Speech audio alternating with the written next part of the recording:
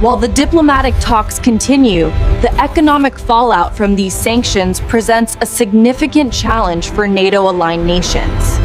In recent days, global attention has once again turned toward the tense relationship between Russia and the United States.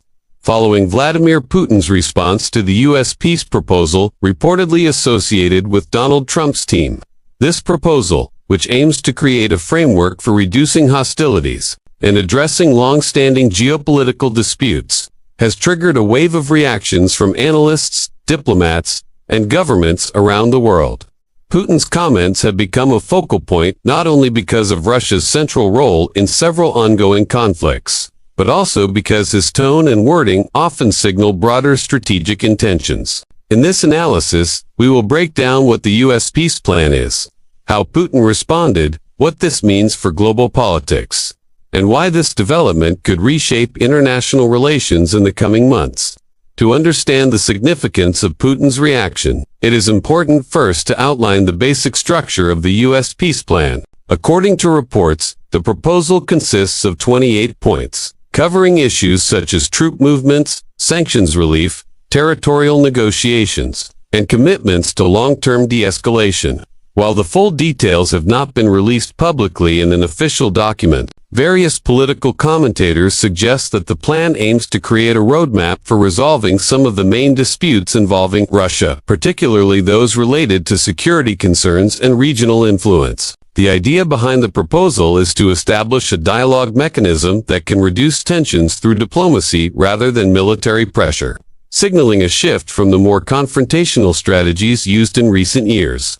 Putin's initial reaction, however, was not one of outright acceptance. Instead, he took a cautious and calculated tone, acknowledging that the plan contains interesting points but also emphasizing that it lacks important elements necessary for Russia's security. His stance reflects a broader pattern in Russian diplomacy, welcoming talks on the surface while carefully positioning the country to avoid appearing weak or desperate. Putin's message was clear. Russia is willing to consider the idea of a negotiated settlement, but only if its core demands are taken seriously. These include security guarantees, protection of Russian-speaking populations, and limits on NATO expansion in Eastern Europe. One of the most telling aspects of Putin's response was his emphasis on sovereignty and territorial integrity. Throughout his speech, he repeatedly stated that any peace plan must respect the realities on the ground. This language is significant because it suggests that Russia expects any negotiation to begin with recognition of its current territorial positions. Whether the West views these positions as legitimate or not is a separate question, but by framing the discussion around realities, Putin aims to solidify Russia's influence in disputed regions before any talks can begin. This approach is both tactical and symbolic. It sends a message to domestic audiences that Russia will not retreat under international pressure, while also challenging Western policymakers to engage with Moscow on its own terms. Another important component of Putin's message was his discussion of U.S.-Russia relations more broadly. He stressed that dialogue between the two nuclear superpowers is necessary not only for regional stability but for global security. This is a crucial point because it reveals that Putin sees the peace plan not just as a framework for resolving a specific conflict, but as an opportunity to reset or reshape the broader relationship between Washington and Moscow. In this sense, his response can be viewed as an attempt to elevate Russia's role in global diplomacy by linking regional issues to global strategic stability. Putin positions Russia as an indispensable player who must be consulted in any meaningful international negotiation. Nevertheless, Putin also used the opportunity to criticize the U.S. for what he described as double standards and inconsistent policies.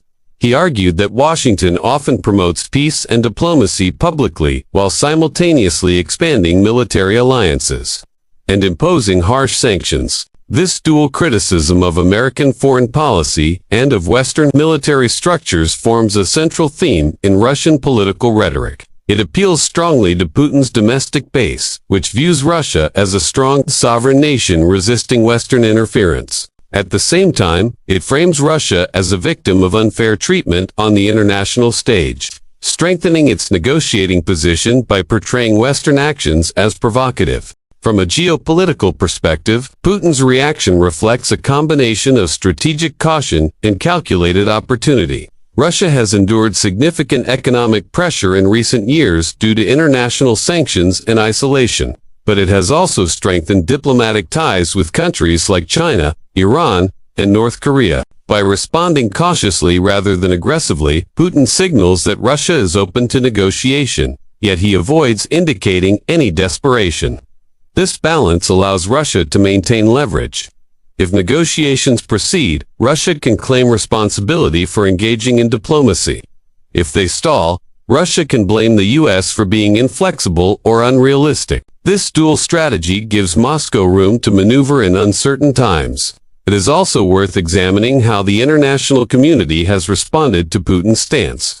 European countries, particularly those in the EU, are watching closely because they would be directly affected by any major change in US-Russia relations. Many European leaders want de-escalation, but remain cautious about trusting Moscow's intentions. Meanwhile, countries aligned with Russia have welcomed Putin's willingness to consider the proposal, interpreting it as a sign that Russia remains confident and in control. This split highlights the complex geopolitical web surrounding the issue. Any peace plan involving Russia is not simply a bilateral agreement. It is a global strategic shift that affects alliances, trade routes, and military balances. Another key point in the broader analysis is the internal political context in the United States. If the proposal is indeed linked to Donald Trump's team or political allies, this adds a layer of complexity. Putin could be signaling that he prefers dealing with a future U.S. administration that is more open to negotiation or less committed to aggressive containment strategies. Political shifts in Washington have historically shaped U.S.-Russia relations dramatically. From the Cold War era to modern times, the approach taken by each U.S. president plays a decisive role in determining whether the two nations move toward cooperation or confrontation. Therefore, Putin's response may be partially strategic, acknowledging the plan without committing too deeply, while waiting to see how U.S. domestic politics unfold. The economic implications of Putin's message are also significant. Russia's economy has shown resilience under sanctions, but long-term sustainability requires stable trade relationships and reduced geopolitical tension. By appearing open to peace discussions, Putin projects an image of responsibility, which could help ease pressure from certain international partners who want stability for economic reasons. At the same time, Russia can continue developing alternative financial structures with non-Western nations. This dual approach ensures that Moscow benefits from diplomatic flexibility without sacrificing strategic independence. In conclusion, Putin's response to the U.S. peace plan is far more complex than a simple yes or no. It reflects a carefully crafted diplomatic position designed to maintain Russia's leverage while leaving the door open for negotiation. Putin acknowledges the proposal as a potential starting point, but he insists that Russia's core interests must be prioritized. His tone is neither confrontational nor overly optimistic. It is calculated, strategic, and deeply rooted in Russia's long-term geopolitical vision. Whether or not the peace plan progresses will depend on how the U.S. reacts, how allies position themselves, and how global events unfold in the coming months. But one thing is clear: this development marks an important chapter in modern geopolitics, with the potential to reshape diplomatic relationships, military strategies, and international peace efforts.